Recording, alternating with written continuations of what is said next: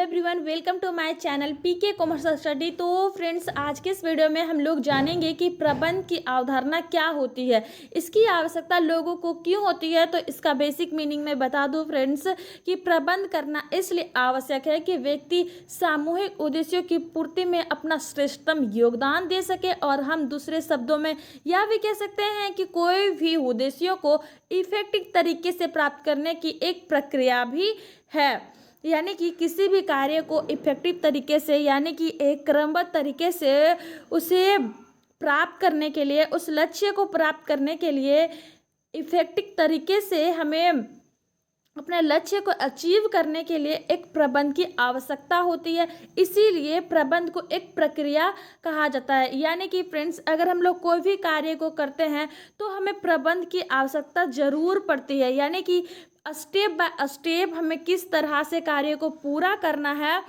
इसीलिए इसे प्रबंध करना कहा जाता है। जो भी कार्य को हम लोग स्टेप बाय स्टेप पूरा करते हुए अपने उद्देश्य को, अपने लक्ष्य को प्राप्त करते हैं, उसे ही प्रबंध कहते हैं। लेकिन यहाँ पे प्रबंध की अवधारणा में इसका मुख्य लक्ष्य जो होता है एक संगठन का होता है, यानी कि एक समूह का होता है। समूह में लोग आपस में समूह बनाकर किसी लक्ष्य को निर्धारित करते हैं और उसका एक गोल सेट करते हैं, और उस गोल को अचीव करने के लिए एक इफेक्टिव तरीके से कैसे उसको प्राप्त करना है, ये सभी प्रबंध की अवधारणा के अंतर्गत आता है। यानी कि एक संगठन के उद्देश्य को कैसे इफेक्टिव तरीके से पूरा करना है। तो चलिए अब हम लोग इसका शाब्दिक मीनिंग जानते हैं कि प्रबंध की अवधारणा क्या होती है।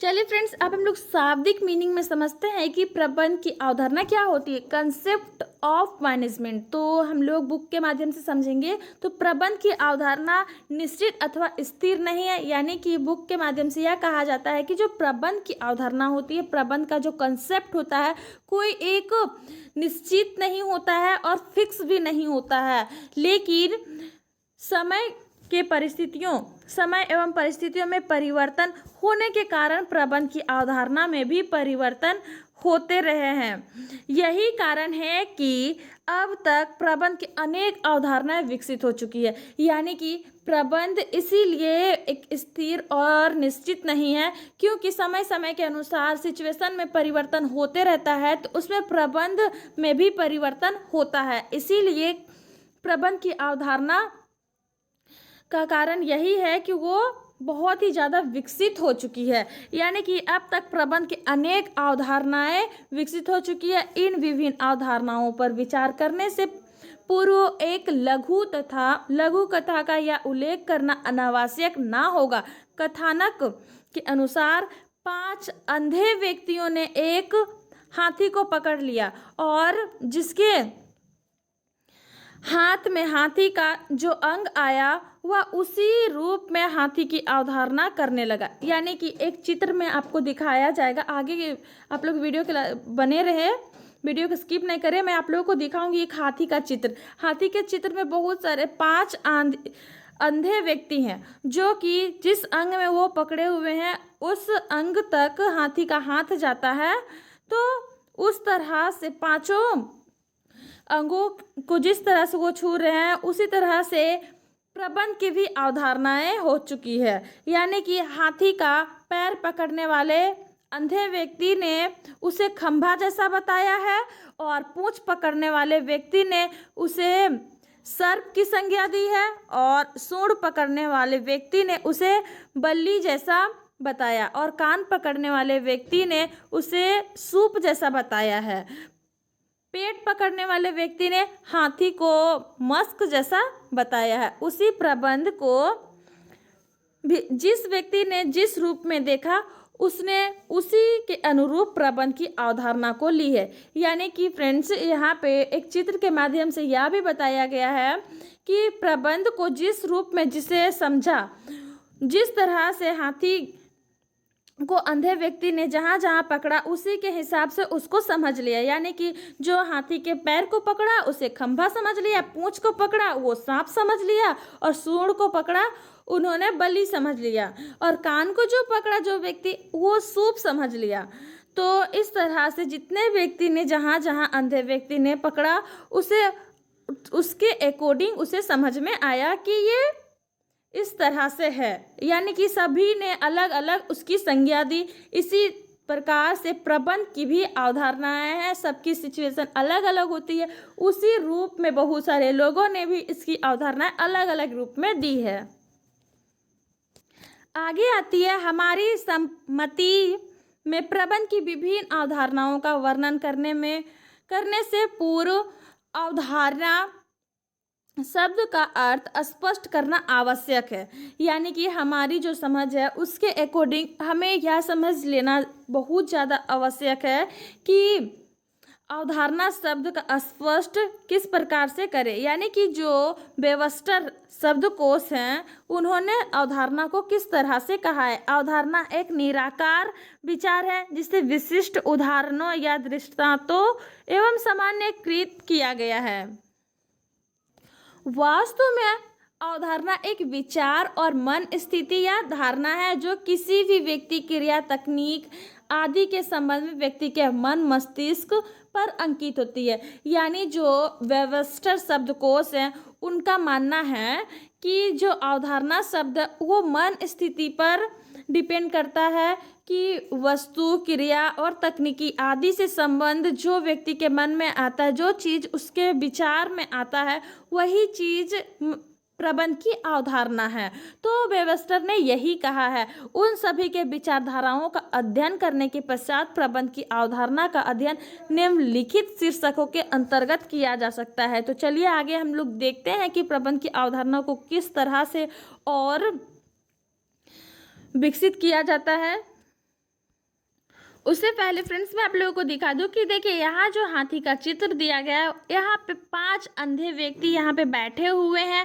पांचों व्यक्ति ने अपने अपने हिसाब से पकड़े हुए हैं, यानी कि पांचों जितने व्यक्ति हैं वे सभी अंधे व्यक्ति हैं। और देखिए कुछ व्यक्ति ऐसे हैं जो एक व्यक्ति है जो पूंछ पकड़ रखा है, एक पेट पकड़ रखा है, एक पैर पकड़ रखा है, तो एक सूंड और एक कान पकड़ रखा है। तो जिन्होंने जो जो पकड़ा उसके हिसाब से वे सभी चीज़ों को माना है। तो उसी तरह से यहाँ पे जो विद्वान है वो सभी भी अलग अलग संज्ञा दी है प्रबंध की अवधारणा का।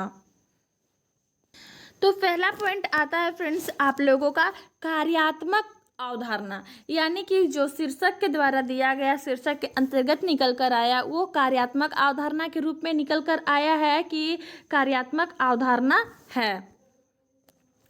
व्यवसाय प्रबंध के कार्यात्मक अवधारणा इसे एक प्रक्रिया के रूप में मानती है। यानी कि जो बिजनेस मैनेजमेंट है, बिजनेस मैनेजमेंट में जो प्रबंध शब्द का प्रयोग किया जाता है प्रबंध की अवधारणा को, उसे एक कार्य के रूप में माना जाता है, इसे एक प्रक्रिया के रूप में मानती है। यानी कि यह एक प्रक्रिया के रूप में माना जाता है कि हर वक्त इसकी आवश्यकता पड़ती है।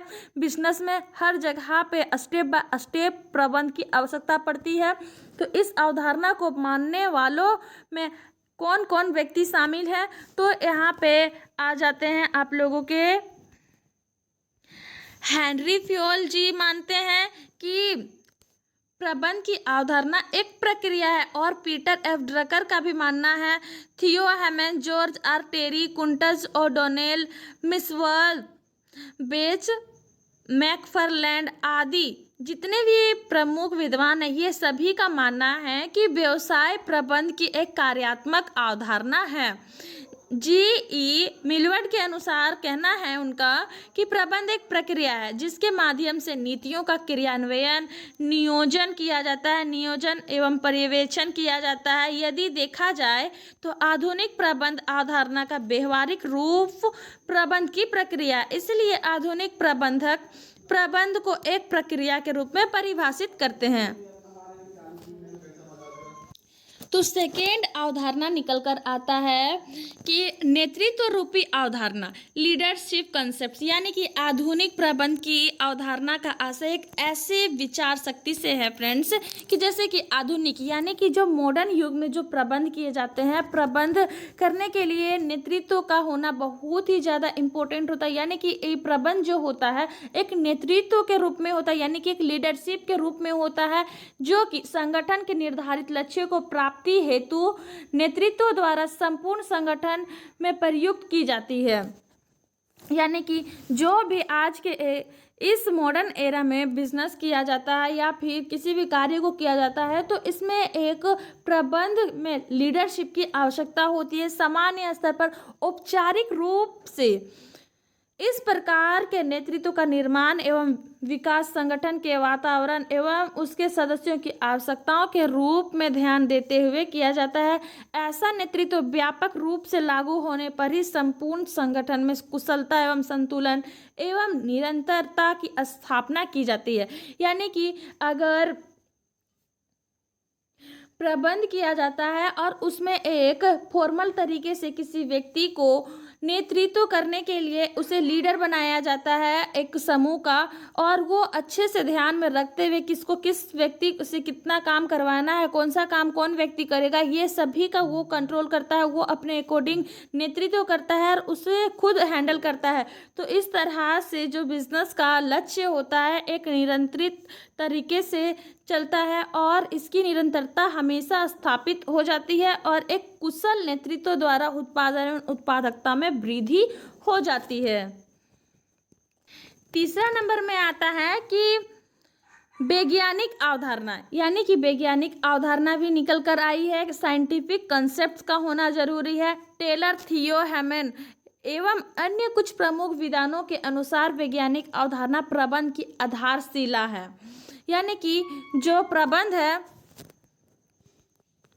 टेलर, थियो, हैमन एवं अन्य कुछ ऐसे प्रमुख विद्वान हैं, उनके अनुसार यह मानना है कि जो प्रबंध का आधार है, प्रबंध का जो बेस है, वो एक वैज्ञानिक तरीके से होना चाहिए। यानी एक साइंटिफिक तरीके से कार्य को अगर किया जाएगा बिजनेस को प्रबंध, तो बहुत ही अच्छे से उसके लक्ष्य को प्राप्त किया जा सकता है। प्रबंध की वैज्ञानिक अवधारणा के अनुसार जो प्रबंध का एक ऐसा विज्ञान है जो नियोजन, संगठन, समन्वय, संचालन, अभिप्रेरण तथा नियंत्रण से संबंधित सिद्धांतों का वैज्ञानिक विश्लेषण प्रस्तुत करता है।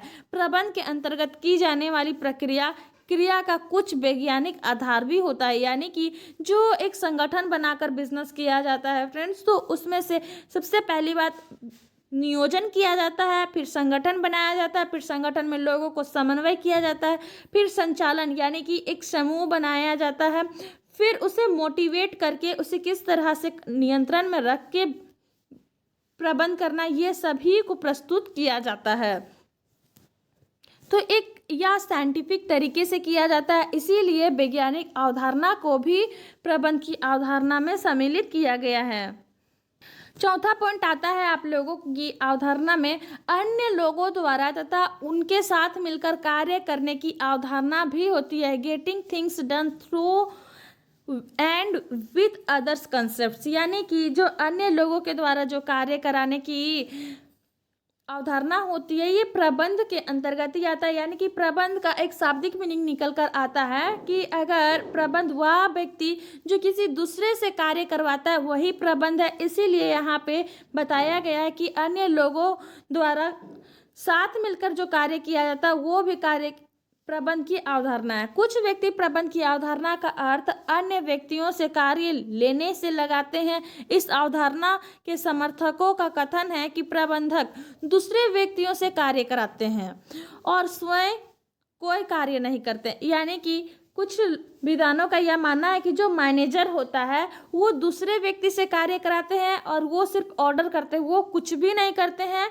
इसीलिए किंतु अन्य व्यक्तियों से कार्य लेना अब आधुनिक प्रबंध दर्शन का अंग नहीं समझा जाता है, क्योंकि यह अत्यंत संकीर्ण अर्थ है। और दूसरा में बताया गया है इसमें तानाशाही की दुर्गंध आती है। यानी कि कभी कभी इस तरह से मन मुटाव हो जाता है कि बहुत सारे वर्कर्स सोचने लगते हैं कि जो मैनेजर है वो मुझे अपने कंट्रोल में रखता है, अपने अंडर काम करवाता है। इससे बहुत सारी तानाशाही निकल कर आता है, लोगों के बीच में लड़ाई झगड़े उत्पन्न होने लगते हैं। इसीलिए आधुनिक युग में प्रबंध को इस अवधारणा का कोई महत्व नहीं है। इसके विपरीत आधुनिक प्रबंधक जो होते हैं, यानी कि मॉडर्न एरा में जो मैनेजर होते हैं अन्य लोगों द्वारा तथा उनके साथ जो मिलकर कार्य करना है, ये प्रबंध के दर्शन की आधुनिक अवधारणा मानते हैं। वर्तमान में किसी संस्था को सफलता प्राप्त करनी है तो उसके प्रबंधकों को अन्य व्यक्तियों के साथ कार्य करना होगा। यानी कि अगर अब धीरे धीरे ऐसा हो गया, जो प्रबंधक होते हैं, मैनेजर होते हैं, वे व्यक्तियों के साथ में भी मिलजुल कर कार्य करते हैं। इस तरह से जो वर्कर्स होते हैं उनका भी मल मिलाव बहुत ही अच्छा होता है और एक दूसरे से मिलकर कार्य करते हैं और संस्था के जो लक्ष्य होते हैं उसे आसानी से प्राप्त कर लेते हैं। कुंटज एवं ओडोनेल के अनुसार, यानी कि कुंटज और ओडोनेल का मानना है कि औपचारिक वर्गों में, जो फॉर्मल वर्गों जैसे कोई स्कूल कॉलेज हो गया, वहाँ पे संगठित व्यक्तियों द्वारा एवं उनके साथ मिलकर कार्य करने की एक कला का नाम ही प्रबंध है। यानी कि बड़े बड़े आप कंपनी में या प्लेटफॉर्म में देखेंगे, या फिर कोई स्कूल कॉलेज का जो डिपार्टमेंट होता है, वहाँ पे जो स्कूल के प्रिंसिपल या कॉलेज के एचओडी वगैरह जो होते हैं, हेड मास्टर होते हैं, वे सभी हैंडल करते हैं स्कूल कॉलेज को। तो उसके अंदर जितने भी टीचर होते हैं वे सभी एक दूसरे का मदद करके अच्छे से करते हैं कार्य को, तो स्कूल अच्छे से डिसिप्लिन तरीके से चलती है। तो आज के लिए इतना ही फ्रेंड्स। उम्मीद है आप लोग प्रबंध की अवधारणा को अच्छे से समझे। ऐसे ही इंपॉर्टेंट प्रश्नों के उत्तर पाने के लिए हमारे चैनल को लाइक और सब्सक्राइब जरूर करें और कमेंट सेक्शन में कमेंट्स करके जरूर बताएं कि आप लोगों को कौन क्वेश्चंस के आंसर चाहिए। मैं आप लोगों के बिजनेस स्टडीज़ का पूरे क्वेश्चंस कवर करने वाली हूँ इस चैनल पे। तो आप लोगों की 12th के एग्ज़ाम में बहुत ही ज़्यादा बेनिफिशियल होगा हमारा ये वीडियो। तो अगर वीडियो पसंद आए तो अपने फ्रेंड्स के साथ भी शेयर जरूर कीजिएगा और लाइक और सब्सक्राइब जरूर